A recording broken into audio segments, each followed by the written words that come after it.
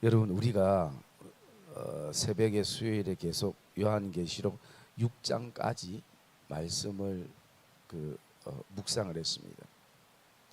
저는 이 요한계시록을 지금 이렇게 묵상해 가면서 참 은혜가 되는 게 뭐냐면요, 이 구약의 모든 그 모형들을 이제 신약에 이루어 가시는 그 하나님의 역사를 보게 되어질 때에 그 자체가 사실은 참 은혜가 되고요. 그리고 이 마지막 때에 그 교회를 사랑하시는 그 주님의 마음, 성도들을 향한 주님의 마음, 이 마음들을 느껴지게 되고요. 물론 이 마지막 때에 반드시 심판이 있지만 제가 여러분들에게 뭐라고 말씀드렸습니까? 하나님의 심판은 곧 뭐라고요? 하나님의 심판의 날은 곧 우리에게는 뭐라고요? 우리에게는 구원의 날인 것입니다. 여러분, 요한계시록은 지금 그것을 말씀해 주고 있는 것이에요. 그래서 이 요한계시록의 그 6장부터는요, 보통 이제 세 가지 그 재앙의 상징들이 나옵니다. 첫째는 7인이 나오고, 두 번째는 7 나팔이 나오고, 세 번째는 7 대접이 나옵니다. 그리고 6장에는 우리가 6인까지 묵상을 다 했어요. 그런데 7장에 7인이 바로 나오지 아니하고 7장에는 우리가 다음에 묵상을 하려고 하는데요. 왜냐하면 8장에 있는 마지막 7인을 묵상하고 이어가는 게 더 좋을 것 같아서 제가 7장을 지금 뛰어넘었습니다. 그런데 7장의 내용도 굉장히 중요합니다. 7장은 뭐냐면 이 땅에 환난과 마지막 때에 환난과 고난과 고통이 있을 때 교회를 붙드시는 예수 그리스도, 성도들을 붙잡아 주시는 예수 그리스도, 교회를 지키시는 예수 그리스도에 대한 내용들이 나오게 되는 것이. 그래서 이것은 곧 뭘 얘기하는가? 세상 사람들 향해서는 심판의 날이지만 하나님의 백성들에게, 자녀들에게는 하나님의 구원의 날이라는 것입니다. 그래서 여러분, 이 요한계시록을 두렵고 웅크리고 이 말씀을 읽지 마시고 기대와 기쁨으로 이 말씀을 읽기를 주의 이름으로 축복합니다. 이거는 그냥 목사가 하는 얘기가 아니라 하나님의 말씀이 우리에게 그렇게 말해주고 있는 것이에요. 자, 그래서 우리가 이제 7인에 대해서 이렇게 말씀을 묵상하려면 먼저 6장에 나왔던 그 내용들을 좀 한번 요약을 한번 해볼게요. 이미 다 알고 있는 내용이지만 사도 요한이 환상을 봤을 때에 첫 번째 봤던 이 봉인된 것, 여러분, 이 봉인된 것은 이 봉인을 풀어야 그 안에 뭐가 있는 줄을 알아요. 여러분, 이 포장된 박스 안에 우리가 뭘 들었는지 상상을 많이 할 수 있어요. 오늘도 교회로 택배가 하나 왔는데 보통 보면 과일 같으면 바깥에 그림도 있고 있는데 뭐 이름만 있어서 이게 뭔지를 잘 모르겠어요. 그리고 동일하게 근사님들한테 물어봐요. 근사님들도 박스를 잘 몰라요. 왜 모릅니까? 상상은 뭔가 뭐 있는 건 있는데 모르는 거예요. 그래서 떠들더만 근사님들이 상당히 좋아하는 떡이 도착이 됐어요. 그래가지고 이게 떡집이구나. 그 안에 떡들이 이래 있는 것을 보고 이게 떡이구나 알 수 있는 것이. 여러분, 봉인된 것은 오픈하기 전에 그 안에 내용을 알 수가 없는 것이에요. 그리고 그 봉인은 사람의 힘으로 풀 수 있는 게 아니에요. 어린 양 되시는 예수님만이 그 봉인을 뜯게 되는데요. 첫째, 그 봉인을 뜯으니까 흰말이 나와가지고 그들이 활을 가지고 이기려고 또 이기려고 하는 것이에요. 이건 무엇을 말하는가? 세상 정복을 말하는 것이에요. 그리고 또 두 번째로는요, 인을 떼니까 거기에 붉은 말이 나오는 것이에요. 여러분, 붉은 말은 와가지고 어떤 일을 하는가? 이 땅에 더 이상 이제 화평이 없도록 화평을 제하는 것입니다. 여러분, 화평을 제하면 이 땅에 뭐만 남는가? 분쟁만 남는 것이에요. 그 분쟁이 해결되지 않으면 거기에는 전쟁이 일어납니다. 교회도 마찬가지고 가정도 마찬가지고 내 개인의 인생도 마찬가지고 분쟁이 정리되면 협상이 되면 여러분 회사와 노조도 마찬가지잖아요. 타협이 되면 전쟁이 안 일어납니다. 그런데 타협이 되지 않으면 그래서 이 땅에는 화평이 사라지는 거예요. 화평이 없애면 끊임없는 전쟁이 일어나는 것이 그게 두 번째 인이었어요. 세 번째 인을 떼니까 검은 말이 나와가지고 저울을 드는 거예요. 그 당시에 이 저울은 무엇을 상징하는가? 이 땅에 기근을 상징하는 것이 이 땅에 기근이 오게 되면 돈 1,000원 하던 밀과 보리가 이제는 16,000원, 17,000원 하는 것이 그리고 나중에는 돈이 있어도 곡식이 없어서 못 사는 때가 있어요. 그러면 그 기근이 이 땅에 내리면 가장 나타나는 첫 번째 현상이 뭐냐면 사랑이 식는 것이. 그래서 우리가 오늘도 정말 하나님의 은혜 가운데 산다는 것이 지금 하나님이 은혜 주시는 반대의 일들이 마지막 때는 막 일어나는 것이. 그것이 바로 세 번째고요. 네 번째 인을 떼니까 청황색 말이 나옵니다. 이 청황색 말은 무엇을 상징하는가? 색깔이 제가 뭐라 했죠? 멍든 색깔. 사람이 어디에 부딪히면 멍든 색깔이랬어요. 그 멍든 색깔은 단순한 멍든 색깔이 아니라 사람이 돌아가셨을 때 그 피부 색깔을 의미하는 것이 그 말 색깔이. 그래서 그 청색말의 이름이 뭐냐면 그의 이름은 사망인 것이. 이 땅에 이제는 죽음을 이르게 하는 것이. 그리고 다섯 번째 인을 뗄 때는요, 이제는 순교자가 일어나기 시작하는 것이. 하나님의 말씀을 지키려다가 순교하는 순교자가 있고, 그리고 또 하나님이 나에게 주신 믿음의 증거를 내가 지키려다가 순교당하는 순교자가 있다는 거죠. 여러분, 그렇게 직접 순교당하는 사람도 있지만 오늘 우리 모두는 이 시대 순교자라고 말씀드렸습니다. 지난 금요일 말씀드렸네요. 모르시는 분은 밴드의 유튜브에 설교 들어보시면 무슨 내용인가 알 수 있을 것이. 그 다음에 여섯 번째는 뭐냐면요, 이제는 이 땅에 자연재해가 일어나는데, 자연재해가 그냥 우리가 지금 부분적으로 일어나는 산불이 나고, 그 다음에 홍수가 나고, 그 다음에 지진이 나고, 이것으로 끝나는 것이 아니라 진짜 사람들이 감당할 수 없는요, 그 6절 12절 묵상해 보면요, 해가 상복을 입은 것처럼 검게 변하고요, 그리고 또 하늘에 달려있는 별이 이 땅에 마치 무화과가 대풍에 흔들려 설익은 열매가 떨어지는 것처럼 땅에 떨어지고요, 그리고 달은 온통 피같이 되는 것이. 여러분, 지금까지 인류 역사상 그래도 이런 일은 없었습니다. 여러분, 우리가 하늘의 별을 보면 참 요즘 뭐 온통 도시가 공기가 안 좋아가지고 하늘에 별 볼 일도 별로 없지만 조금만 시골 가면 그래도 아직까지 맑은 하늘에 별이지, 그 별이 볼 때 굉장히 작게 보이죠. 예뻐 보이고. 그런데 여러분, 그 별 하나가요, 그 집으로 따지면 50평 크기의 땅덩어리와 같은 것이, 그게 여러분 이 땅에 떨어진다는, 몇 년 전인가 몇십 년 전인가 이 땅에 뭐 한 이만한 우박이, 그것도 단 짧게 왔는데도 사람들이 그때 막 교통이 엉망이 되고 사람들이 두려워하고, 그 이만한 우박 한 개 떨어졌는데도 그것을 우리인데, 여러분 하늘에 별들이 떨어집니다. 그래서 제가 이 말씀을 하면서 어떤 얘기 했습니까? 하나님이 지금 붙잡고 계심에 대해서 우리가 감사해야 된다고. 그 하나님께서 이 땅을, 자연을 하나님의 시간의 역사 속에 움직이기 때문에 이 자연이 그렇게 있는 것이지, 그러나 이것이 변하면 그때는 감당이 안 되는 것이. 그래서 그때는요, 아무리 무엇으로 우리를 가리려고 해도 가릴 수 없는 때가 온다는 것이. 그리고 그 하나님의 진노로부터 누가 서리요, 누가 막아줄 사람이 있는가? 그렇게 해도 막을 사람이 없고, 그 하나님의 그 심판의 날을 거절할 사람도 없는 것이요. 그게 여러분 여섯 번째 인이었습니다.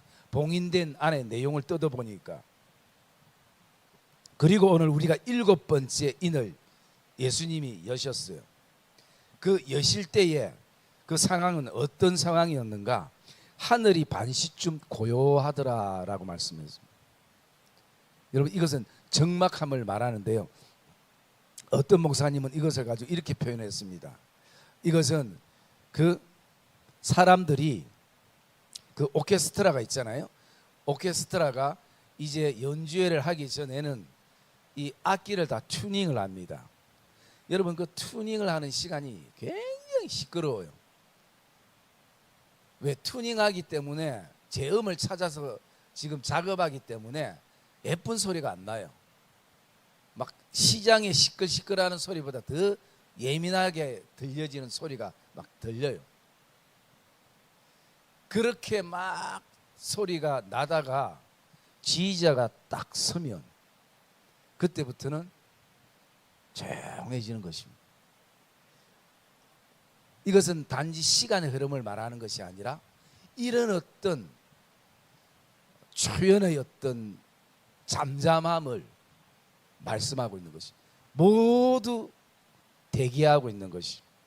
학교에서 아이들이 막 떠들다가 선생님이 딱 돌아가지고 수업을 시작할 때 되면 잠잠한 것처럼, 여러분, 우리도 마찬가지입니다.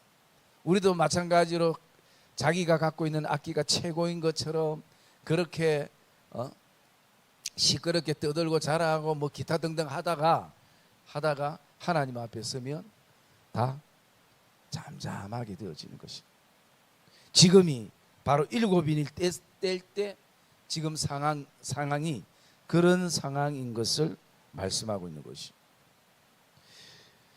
그리고 그 7인을 뗄 때는요, 거기에는 7천사가 나팔을 하나씩 이렇게 받습니다. 그리고 7장과 8장과 9장에 이르러 가서는요, 나팔 한 개씩 불 때마다 이 땅에 내려질 재앙을 말씀을 하고 있다라는 것이. 그러면서 2절에 보니까 환상을 보는데, 내가 하나님 앞에 7천사가 서서 7나팔을 한 개씩 받는 거예요. 여기 여러분, 이 7이라는 숫자는 완전수임을 말씀한다고, 상징한다고 우리가 얘기를 제가 말씀을 드렸었죠. 그래서 지금 이 7나팔을 받은 천사들이 나팔을 지금 분 것이 아니라 어떻게 지금 하고 있어요? 나팔을 받아가지고 준비만 하고 있는 상황이에요. 여러분, 6절 한번 말씀 볼까요? 6절 말씀, 우리 내일 새벽에 묵상할 건데 한번 6절 읽어봅시다. 시작. 예. 여러분, 천사들도 지금 뭐 하고 있습니까? 대기하고 있는 것이에요. 나팔을 불었다고 지 맘대로 부는 것이 아니라, 지 맘대로 사투리입니까? 자기 마음대로 부는 것이 아니라 대기하고 있는 것이, 준비하고 있는 것이.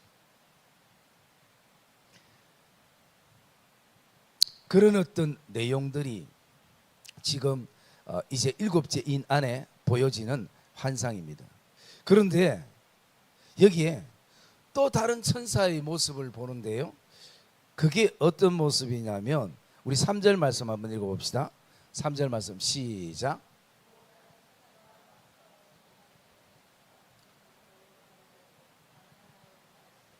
이는 모든 성도의 기도와 합하여 보좌 앞 급 제단에 드리고자 함이랴. 아멘. 여러분, 오늘 하나님께서 이 천사를 통해서 이 금향로에다가 무엇을 담았다고요? 예, 여러분, 그냥 성도가 아니라 뭐라고 앞에 뭐라고 되어 있습니까? 이는 모든 성도예요. 기도의 깊이가 있든 없든, 이 땅의 것을 가든 하늘의 것을 구하든, 어쨌든 여러분, 우리의 기도는 땅에 떨어지지 않는다는 것이죠. 왜냐하면 천사들이 우리의 기도를 다 담아서 오늘 어떻게 해요? 그것을 제단 앞에 드리고자 하는 거예요. 그래서 4절에 보면 향연이 성도의 기도와 함께 천사의 손으로부터 어디로 올라갑니까? 하나님 앞으로 올라가는 것이. 여러분, 여기 향연이라는 것은 뭘 말하냐면 향을 피웠을 때 나는 연기를 말하고 있습니다. 그래서 이 향연이 성도의 기도와 함께 천사의 손으로부터 하나님께 올라가는 것이. 그런데 여러분, 우리가 여기서 주목해야 될 몇 가지 가운데 첫째가 뭐냐면요, 3절에 자세히 보면 또 다른 천사가 와서 제단 곁에 섰어라고 말씀합니다. 오늘 새벽에 제가 그런 말씀 드렸습니다. 우리의 인생의 개인 예배도 굉장히 중요하지만 공적인 예배는 굉장히 중요하다고요. 그건 뭐 제가 성도들 많이 모으면 힘이 나서 하는 말씀이 아니에요. 여러분, 오늘 말씀을 보십시오. 또 다른 천사가 와서 제단 곁에 서서, 제단은 무엇을 말합니까? 구약 때 예배를 드리는 장소였습니다. 지성소와 그리고 성소였습니다. 하나님의 법궤가 있는. 그래서 그들이 제단 곁에 서서 금향로를 가지고 많은 향을 받게 되어지는. 여러분, 그래서 오늘도 우리가 이 제단에서 드리는 기도, 예배 때 드리는, 공식적인 예배 때 드리는 기도, 이것은 굉장히 중요하다는 것입니다. 그런데 여러분, 이걸 우리가 피부로 사실을 별로 못 와닿는 게 문제인 것이에요. 오늘 그래서 천사가 그렇게 서서 우리의 기도가 얼마나 여러분 귀하면, 그런데 돌아보면 우리의 기도가 사실은 따지고 보면 거의 다 이 땅의 것 아닙니까? 제가 중보기도 강의를 할 때마다 그 얘기합니다. 우리의 모든 기도는 딱 두 가지다. 나누면 하나는 나를 위한 기도, 또 하나는 남을 위한 기도. 그렇기 때문에 중보 기도가 중요한 것은 그나마 내 중심의 기도를 하지 않고 누군가를 위해서, 어떤 땅을 향해서, 어떤 민족을 향해서, 어떤 선교지를 향해서, 어떤 교회를 향해서 가장 예수님의 마음을 품고 기도할 수 있는 자리가 중보기도의 자리라는 것이. 여러분, 그게 없으면 우리가 앉으면요, 돌아보면 처음부터 끝까지 나를 위한 기도만 하고 갈 때가 굉장히 많은 것이. 여러분, 그 기도가 잘못됐다는 것이 아니라 우리가 기도의 폭이 좀 넓어지고 그리고 깊어질 수 있는 그런 기도 자리들이 되기 위해서는 중보기도의 훈련이 굉장히 우리에게는 중요한 것이. 그래서 여러분, 이 우리가 기도가 얼마나 귀하면 하나님이 천사에게 시켜서 금향료에 담아서 그것을 가지고 올라오라 말씀하겠습니까? 그래서 여러분, 그 기도는 절대 떨어지지 않는다는 것이. 성숙된 성도들의 기도의 깊이만 있는 성도들의 기도만 듣는 것이 아니라 오늘 하나님은 모든 성도들의 기도를 들으신다는 것이. 그러면 여러분, 이게 이 계시록에만 있는 것이 아니라 여기에 대한 모형이 이미 구약 시대에 있었습니다. 레위기 16장 우리 말씀 한번 찾아볼게요.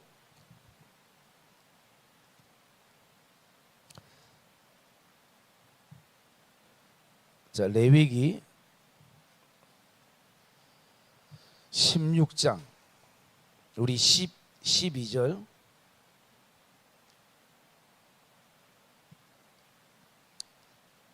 자, 12절에서 14절까지 우리 말씀 한번 읽어봅시다. 12절에 제가 읽을게요. 향로를 가져다가 여호와 앞 제단 위에서 피운 불로 그것에 채우고 또 곱게 간 향기로운 향을 두 손에 채워 가지고 휘장 안에 들어가서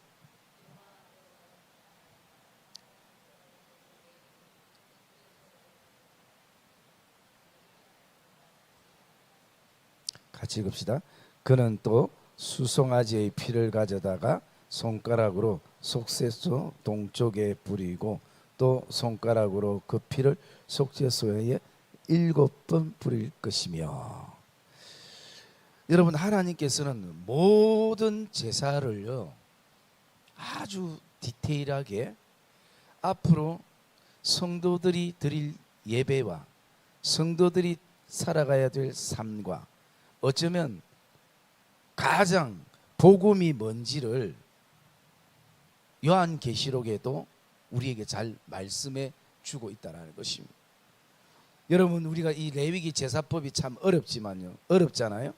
그렇지만 오늘 우리가 기억할 수 있는 것은 지금 계시록과 동일한 말씀을 하고 있는 것이, 그러면서 이 14절의 말씀에 보면 이 분향되는 향에다가 무엇을 뿌리냐면 바로 이 수송아지나 짐승의 피를 거기다가 이렇게 뿌리게 되는 것이에요.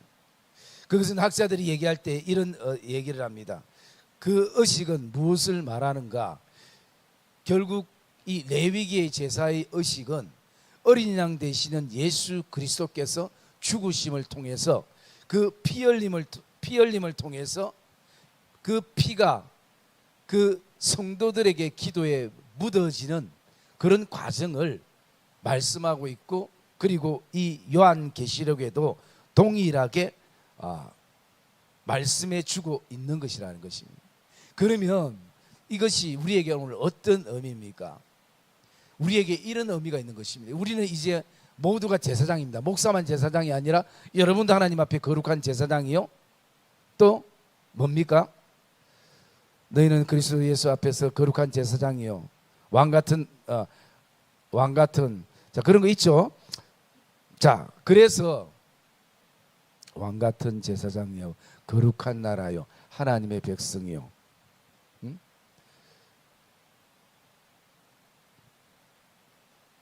그래서 여러분, 우리의 신분이 그런 신분이 되어서 오늘 우리가 하나님 앞에 이제는 직접 나갑니다. 거룩한 보좌 앞에 담대히 나갑니다. 제사장도 중간에 필요가 없는 것이에요. 여러분, 오늘 우리의 기도도 중간에 신부도 필요 없고 목사도 필요 없어요. 왜 그렇습니까? 지금 성도들이 기도하는 것을 누가요? 천사가 바로 금향료에 담아서 올라가게 되는 것이. 우리가 기도 부탁은 할 수 있어요. 그 기도의 부탁 속에서 우리가 중보적인 기도를 하는 것은 우리가 할 수 있는 부분들이지만 우리가 중보자는 될 수가 없어요. 중보자는 오직 한 분입니다. 우리와는 똑같은 사람, 우리는 똑같기 때문에 중보자가 결코 될 수가 없어요. 중보자는 오직 예수 그리스도 한 분인 걸 믿으시기를 주의 이름으로 축복합니다. 그런데 오늘날 많은 이단들이요, 결국은 자기가 성령이고 자기가 중보자라고. 오늘 안 그래도 그 아침에 저한테 또 교회 오니까 편지가 한 통 왔던데, 보니까 이번에는 그 무슨 지파더라? 야고보 지파. 저번에 베드로 지파가 왔죠. 또 추석이라고 저한테 편지를 한 통 또 아주 보냈더라고요. 그래가지고 내가 이제 쭉 내용을 읽어봤어요. 존경하는 목사님, 이제 요즘 이제 제가 그런 생각을 했어요. 이 사람들이 이 신천지가 수기로 이것을 쓰다 보면 이게 자기 안에도 세뇌가 되겠구나. 이런 복사해서 주는 게 아니라 그 내용들을 계속 수기로 1인당 의무적으로 30통씩 쓰십시오. 여러분 하면 그 한 장 쓰는 편지 안 외우겠습니까? 아무리 돌머리라도 그거 다 외우고 세뇌가 되는 것이에요. 아마 그런 방법도 하나의 방법인 것 같아요. 그렇게 해가지고 이제 와서, 옛날에는 거기에 대표 전화만 있었습니다. 070. 그런데 요즘은요, 간이 좀 배 밖에 나와가지고 자기 개인 전화번호, 이렇게 전화번호가 있어요. 그래서 제가 저번에 전화 한번 했습니다. 저번에 왔을 때, 베드로파 왔을 때. 근데 안 받아요. 그래서 오늘 또 제가 전화했습니다. 그 편지 잘 받았습니다. 저 성광교회 김현동 목사입니다. 한번 만나죠. 그러니까 자기가 이제 제가 상대 목소리 들어보니까 여청년은 아니고 저 또래 아니면 저보다 조금 연배 있는, 조금 들어있는 목소리였어요. 그래서 제가 그 순간 그 목소리 듣고 괜히 만나자 했다. 후회는 했지만 그래서 제가 한번 만나서 얘기하죠. 그러니까 네. 오늘은 수요 예배가 있고 저도 당연히 수요 예배가 있죠. 혹시 추석 지나고 만나면 안 될까요? 그래서 예, 그렇게 합시다. 그럼 우리 추석 지나고 다시 한번 통화 한번 합시다. 그런데 한 가지 물어봅시다. 그 편지 서두에 존경하는 목사님이라고 했는데 진짜 존경하나요? 물으니까 네, 당연히 존경하죠. 얘기를 하더라고요. 예, 고맙습니다. 다시 한번 통화합시다. 이라고 이제 전화를 끊었어요. 그래서 내가 이제 자기도 하도 이렇게 많이 보내는 거 어디 보내는지는 모르니까 그냥 이 전화 상황 통화하면서 느낌이요. 어느 교회 누구라니까 어느 교회 이렇게 적는 것 같아요. 그냥 제가 보지는 못했지만 그냥 느낌이 있잖아요. 통화하면서. 그래서 어쨌든 추석 지나고 만나기로 했어요. 그렇게 제가 한두 만나야 더 이상 우리 교회 편지를 안 보내지. 안 그러면 내가 그걸로 신천지 교회로 등록하든지 둘 중에 하나는 뭐가 되겠죠. 그렇기 때문에 여러분 중보자는 오직 예수 그리스도 한 분이에요. 그리고 그런 어떤 가운데에서 여러분 오늘 정말 중요한 거는 그 속죄소 위에다가 어린 양의 피를 뿌린다는 것.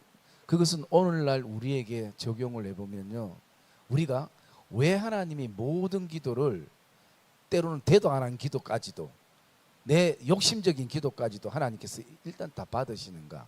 그게 뭐냐면 예수의 피 때문인 것이. 예수 때문에. 그래서 우리가 기도할 때 내 이름으로 기도하는 사람은 아무도 없습니다. 어떻게 기도합니까? 기도가 길든 말든 짧든 욕심이 있든 아니면 초월한 기도든 끝에는 예수님 이름으로 기도합니다. 아멘이라는 것이. 그래서 여러분 우리가 또 결단해야 되는 것은요, 내가 오늘도 기도의 종류를 가리지 말고 기도하자. 기도하다 보면 좀 성숙된 기도가 될 때가 있는 거예요. 그리고 우리의 모든 기도들은 결국은요, 하나님 나라를 지금 이루어 가고 있는 것이에요. 왜?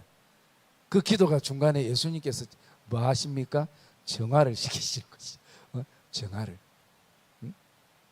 그런 과정이 있게 되어지기 때문에 우리는 어쨌든 여러분 기도의 자리 나가기를 주의 이름으로 축복합니다. 기도의 자리의 소중함을 우리가 느끼고 또 그것을 알아야 되는 것이. 그리고 우리 한 가지만 더 묵상하고 말씀 마무리할게요. 우리 5절 말씀 한번 읽읍시다. 5절 말씀 시작.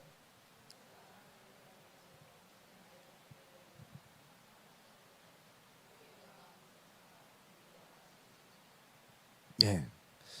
여러분 오늘 이 말씀을 가지고 제가 기도의 힘이라는 제목의 어떤 말씀을 정했습니다.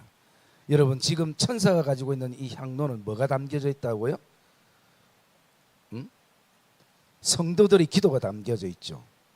성도들의 기도가 담겨져 있는 이 향로를 여기다가 무엇을 담는가? 제단의 그 불을 담아서 땅에 쏟게 되는 것이. 그럴 때 거기에 어떤 역사들이 일어나는가? 우레와 엄성과 번개와 지진이 일어나게 되는 것이. 여러분 이것은 모든 하나님의 역사는 하나님이 이끌어 가지만 무엇을 통해서 하나님께서 이끌어 가시는가? 성도들의 기도를 통해서 이끌어 가신다는 것이. 그래서 여러분 기도는 능력이고 기도는 힘인 것이. 이런 힘이 있는 것이. 오늘 제단의 불과 함께 기도가 담겨져 나갈 때에 이런 놀라운 일들이 일어나는 것입니다. 여러분 우리가 잘 아는 야고보서 말씀 한번 볼까요? 야고보서 4장 5장 말씀이죠. 야고보서 5장. 자, 5장 13절에서 18절까지 제가 13절 있습니다. 신약성경 376페이지. 너희 중에 고난당하는 자가 있느냐? 그는 기도할 것이요. 즐거워하는 자가 있느냐? 그는 찬송할지니라.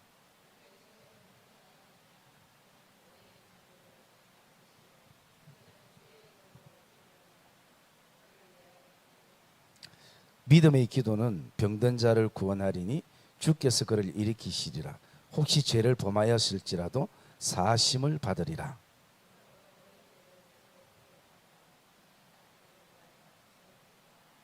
의인의 강구는 역사하는 힘이 큼이니라.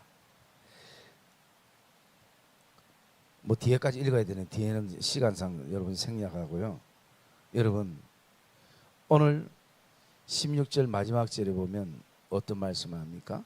서로 기도하라. 의인의 강구는 역사하는 힘이 큼이니라 라고 말씀합니다. 여러분 여기에 어떤 직분이 적혀 있는 것이 아니라 그냥 서로 성도들끼리 기도하라. 왜? 기도하는 자의 강구는 역사하는 힘이 크다라고 말씀하는 것이요.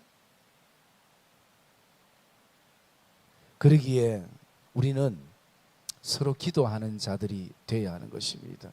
왜? 여러분 기도가 힘이 있다라는 사람은요, 기도가 능력이 있다라는 사람은요, 하나님이 반드시 기도를 통해 역사한다는 것을 경험한 사람들은요, 기도의 자리에 가게 되어 있습니다. 떠도 말겨도 가게 되어 있습니다. 왜? 가치를 알기 때문인 것입니다. 그것을 경험했기 때문인 것입니다. 여러분 그 예를 누구를 지금 들고 있습니까? 엘리야를 지금 들고 있는 것이에요. 엘리야도 우리와 똑같은 성정을 가진 사람이 돼. 피곤하면 자고 싶고, 배가 부르면 자고 싶고, 또 배가 부르면 기도하기 별로 안 싶고, 또 인생이 배가 고프면 하나님 찾게 되고, 이 똑같다라는 것이에요. 그런데도 엘리야가 놓치지 않은 것은 하나님 앞에 기도하는 것이었습니다. 그것을 엘리야가 놓치지 않았고, 하나님은 그 기도를 통해서 하나님이 역사하신 것이에요. 여러분 우리가 전체적인 것을 봤을 때에, 기도뿐만 아니라 전체적인 것을 봤을 때 하나님이 이루시는 이 모든 역사들은 하나님의 창조와 구원과, 그리고 십자가, 그리고 또 심판, 그리고 또 새하늘과 새 땅, 영생, 영화, 이 모든 것은요 하나님이 우리에게 주신 청사진인데, 하나님이 오늘 그들의 자녀와 함께 일해가면서 만들어 가시는 것이, 여러분 그게 하나님의 즐거움이기 때문인 것이. 여러분 오늘 저와 여러분들이 기도에 대한 정의를 탁월하게 하지 못한다 할지라도, 기도에 대한 정의를 아주 다른 사람이 귀에 쏙쏙 들어오게 하지 못한다 할지라도, 중요한 것은 내가 기도해야 하는 것입니다. 내가 먼저 기도해야 하는 것입니다. 그것이 오늘 우리에게 필요한 요소가 되어지는 것이. 제가 어젠가요 한 가정에 신방팀하고 드리러 갔었는데, 신방을 드리고 그분이 안수기도 해달라고 해서 이제 신방팀하고 같이 안수기도를 했습니다. 그러면서 제가 이렇게 듣기로는 그 뭐 수요일이나 금요일이나 좀 주일도 마찬가지고 목사님한테 기도를 좀 받고 싶은데 목사님 보니까 피곤한 것 같고, 상태도 별로 안 좋은 것 같고, 목소리도 안 좋은 것 같고, 날마다 흥흥거리고, 그래서 차마 그 피곤을 다 할까 싶어서 기도를 못 받는 성도들이 좀 있대요.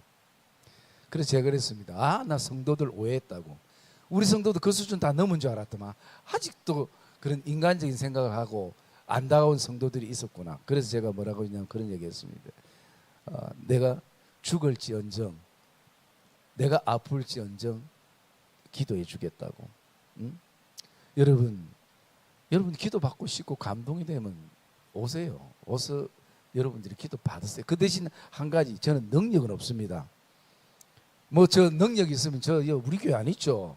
응? 벌써 저 어디 병원이나 비슷한 관계 차례가 산속에 기도원 차례가 거기서 도 닦고 있었겠죠. 그런데 오늘 하나님의 자녀가 기도하는 것은 반드시 거기에는 힘이 있다라는 것이, 내가 하는 것이 아니라 하나님이 하시는 거기 때문에. 여러분, 저는 저번에 설교 때 원로 목사님 그 성품에 대해서 본받고 싶다고 한 게 있죠. 오늘 이제 한 가지 더 말씀드리면, 그때는 설교가 개연성이 없어서 안 했는데, 한 가지 본받고 싶은 건 뭐냐면요, 원로 목사님은 무조건 믿음으로 하면 된다 했어요. 여러분, 그렇게 목사님은 하셨고 진짜 그런 역사들이 많이 일어났어요. 심지어 저도 기억하고 있는데 어떤 일까지 일어났냐면요, 우리 교회 그때 뭐 지금도 우리 교회 나오시는데, 그때는 이제 집사 때죠. 집사 때 이제 애를 임신해서 아들을 억수 소원했는데 병원에서 이미 몇 개월 지난 다음에, 그때는 뭐 2, 3개월 때 가르쳐 주지 않아요. 벌써 뭐 한 6, 7개월 됐겠죠. 애 다 나올 때죠. 그때 뭐라고 했냐면 병원에서 딸이라고. 그러니까 부부는 아들을 놓고 싶은데 참 신방 가서 그래 하니까 목사님이 뭐라고 하시냐면 기도하면 된다. 성별도 바꾸시는 게 하나님이신데. 여러분, 그 얘기했을 때 다들 설마 그런 일이에요. 그런데요, 그리고 이제 목사님이 기도를 받았어요. 받았는데 진짜 놓고 보니까 아들인 거예요. 근데 믿음 없는 사람은 또 뭐라고 얘기하냐면 오판이겠지. 의사의 오판이겠지. 오진이겠지. 물론 오진이든 뭐든 어쨌든 그 집에 아들이 낳았잖아요. 응? 여러분, 목사님이 그 정도였어요. 그렇기 때문에 제가 그런 부분들에 대해서 참 사실은 본받고 싶고 훈련도 좀 되고 싶고, 제가 옛날에 대구에 부모를 기도할 때 여러분도 뭐 다 비슷하게 아는 내용이죠. 어떤 분이 와서 자꾸 기도해 달라니까 제가 힘들고 막 이래가지고 목사님한테 전하니까 기도해줘라, 기도해라. 응? 네가 하려고 하면 아무것도 안 된다. 나는 좀 고상한 목사가 돼서 설교 은혜스럽게 좀 하고 목회를 좀 더 오래 하고 싶어가지고 기도에다 모든 게 들통날까 싶어가지고 그랬었는데, 근데요, 제가 그때 또 기도하다가 제가 은혜를 받아요. 기도하면서 처음에는 이 귀신이 떠나가겠나 이런 생각을 가지고 기도하다가 한참 기도가 되니까 그냥 강력하게 기도가 성령께서 감동을 주셔서 하게 하더라고요. 그러면서 저도 담대함을 가지게 되고, 제가 기도한 그분도 은혜 받지만 제가 은혜를 받게 되는 것이. 여러분, 언제든지 기도 받기를 원하는 분들은 믿음을 가지고 나오셔서 기도를 받으시면 돼요. 여러분, 제가 수요일은 우리 기도하는 시간이 짧아서 그렇지만 금요일은 제가 지금까지 얘기 안 했지만 뭐 우리 교인들 몇 명 안 되기 때문에요. 여러분, 기도할 때 제가 한 분 한 분 기도합니다. 한 분 한 분 뭐 해봤자 딱 제가 알잖아요. 어디 앉아 있는 것까지도 알잖아. 그래서 또 그분들을 위해서 제가 기도를 해요.